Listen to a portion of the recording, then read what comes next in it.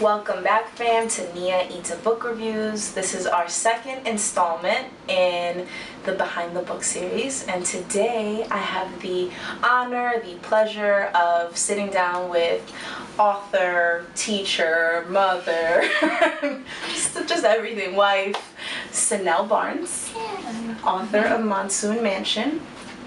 Thank you for sitting down with me, Cinelle. You're so welcome. Thank you for asking me to do this. So excited about it. And you are here, you are like in the city for 24 hours. Yes. So this is not a joke. Yes. Not a joke. It's not a joke. We very much appreciate it. Well, I'm so happy that you asked me because I love talking to you. And I think that that's a good place to start, right? And what I wanted to ask you was 24 hours in the city, like, are you not exhausted? This book tour is a lot of traveling. Yeah, I am. I'm exhausted. It's so weird because it's equal parts happy and exhausted. Mm-hmm. So when I'm on, mm-hmm. when I'm in front of people, but then the minute all the events end, I just want to be in bed the whole time. And it's this whole exercise that's obviously emotional, but I think also spiritual. You're just like summoning all of this energy and delivering to a crowd that you may or may not know. So I've been very diligent about me time and quiet time and reading time and maybe watch a silly movie in between. What kind of silly movies? The other night I watched Anaconda. Okay. That's definitely a silly movie. Certainly this never happens in real life. It's like all the things that would never happen. That's the one with J-Lo, right? Yes. Yeah. That's mainly why I watched it. But yeah, it was Saturday night with J-Lo. That's awesome. That's great. I love that about you. Something I've noticed is how disciplined you are with like your self-reflection time, your self-care time. And that was probably really, really important and necessary in writing this memoir, right? Yes, it definitely was, because this book, writing it was like running a 10,000 meter race. That's how I've described it to people. We know when you watch the Summer Olympics and the runners are literally falling to the finish line. It's what it was like. And just like the runners in a 10,000 meter race, I needed to pause and pace myself and take breaks and go on road trips. And we live close to the beach, so we go to the beach a lot. We go to the pool a lot. Playtime with my daughter. Right. It's always recharging for me. This memoir, you say, was birthed with your daughter. Yes. But could you tell us a little bit more about that? Yeah, so in 2011 I gave birth to Anouk, who's now 6.5 years old. And so that's how long this process has been. But after I gave birth to her, there was so much joy, and yet my body felt like it still needed to birth something else. And I cried a lot as much as I smiled and laughed a lot. And there were times when I felt like I wasn't truly in the moment. I was being warped out of time and into another time. And my body just needed to birth this book. And you know, memories live in our bodies. We think that it's just in the ether or in some vague void somewhere, but it's actually in our bodies.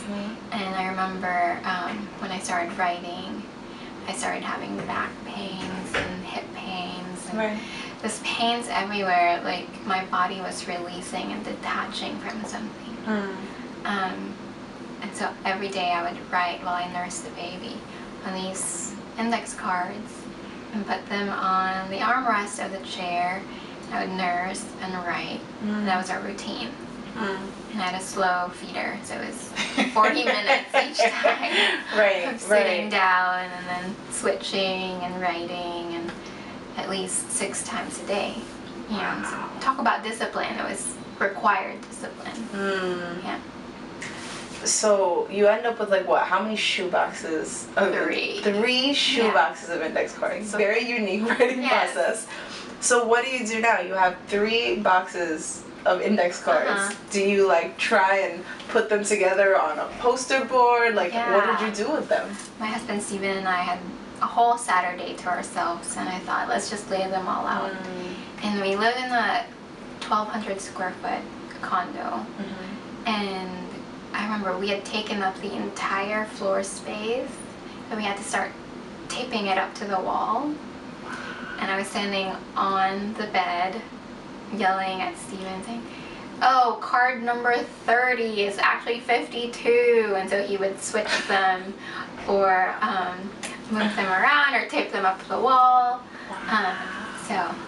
Please tell me there are pictures of this somewhere. There are. There's one Instagram photo from a long time ago, from 4 years ago maybe, 4 or 5 years ago, where I took it from the bed.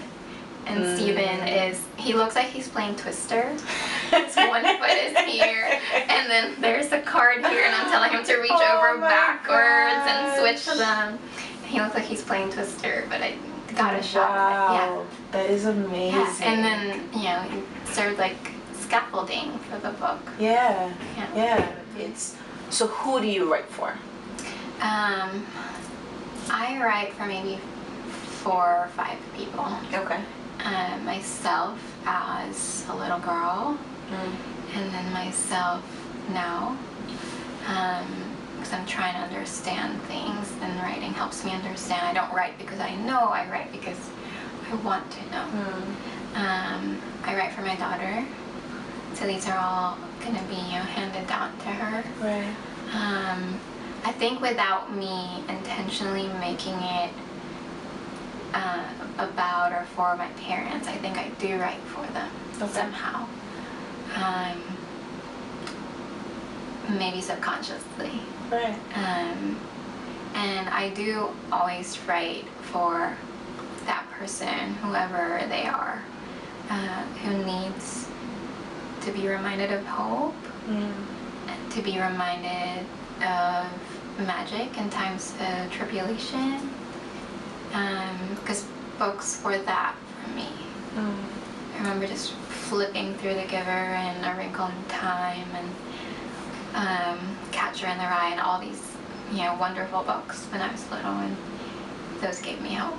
So. And I have to ask you, what are you working on next? Yeah, well, it's exciting because it's kind of a continuation. I know that a lot of readers have reached out for reviews and Instagram asking, well, we want to know what happens between you leaving the mansion and you becoming a mother, and how did you end up in New York and then South Carolina. And so now I get to explore that in a collection of essays. Wow. Of 12 essays about what it means to be undocumented in the U.S., what it means to be a woman of color in the U.S., especially in the South, right. What it means to mother a half-white, half-Filipino girl in the South, and what it means to revisit the culture that I felt like at some point betrayed me and my family, and what it's like to celebrate that culture again after being hurt by it. Right. So that's what I'm writing. There are some other ideas in my head for maybe fiction projects. Okay. That's where we go crazy. I'm very excited about all of this. Yeah, there's great crime and surfer girls. Whoa. So we'll see. Now, I work with kids, right? And K through 5, I'm a speech language pathologist, and I literature is at the foundation of what I do. I want to know what Anouk is reading. I want to know what she's into now. She is reading more independently now, which is really cool. We are reading together the Magic Treehouse series. I love those.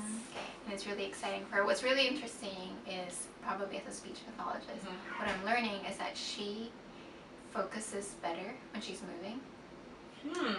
And so the first few times we tried reading chapter books, she would be like jumping up and down on the bed. I'd be like, don't you want to listen? Don't you want to listen?